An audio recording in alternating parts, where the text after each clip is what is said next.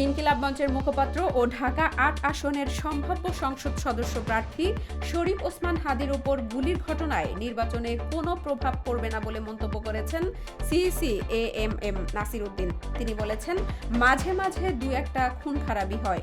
ওসমান হাদীর ওপর হামলা বিচ্ছিন্ন ঘটনা, নির্বাচনে এসবের কোনো প্রভাব পড়বে না। সোমবার সকালে রাজধানীর তেজগাঁওয়ে এক অনুষ্ঠানে এসব কথা বলেন সিইসি বলেন, নির্বাচন নিয়ে কোনো শঙ্কা নেই। নির্বাচন কমিশন সম্পূর্ণ প্রস্তুত।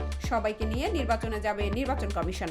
এদিকে ওসমান হাদীকে নিয়ে সিঙ্গাপুরের উদ্দেশ্যে রওনা হয়েছে এয়ার অ্যাম্বুলেন্সটি দুপুর 1:55 ঢাকার হযরত শাহজালাল আন্তর্জাতিক বিমানবন্দর থেকে উড্ডয়ন করে। অর্থ উপদেষ্টা ডক্টর সালেউদ্দিন আহমেদ বলেছেন, আগামী বছরের ফেব্রুয়ারিতে অনুষ্ঠেয় জাতীয় সংসদ নির্বাচনকে সামনে রেখে দেশে একটি অনুকূল পরিবেশ বিরাজ করছে। তিনি বলেন, নির্বাচন কমিশন সময়মতো ও পেশাদারিত্বের সঙ্গে সব ধরনের প্রস্তুতিমূলক কাজ সম্পন্ন করেছে।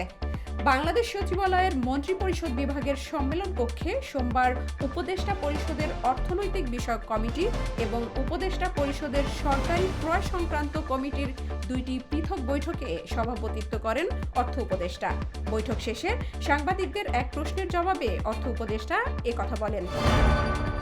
সাংবাদিক আনিস আলমগীরকে গ্রেফতার করেছে ঢাকা মহানগর পুলিশের গোয়েন্দা শাখা। রাজধানীর উত্তরা পশ্চিম থানার একটি মামলায় আনিস আলমগীরকে গ্রেফতার করা হয়েছে। ডিএমপির গণমাধ্যম ও জনসংযোগ বিভাগের উপকমিশনার মোহাম্মদ তালেবুর রহমান সোমবার বিকেলে গণমাধ্যমকে এ তথ্য নিশ্চিত করেছেন।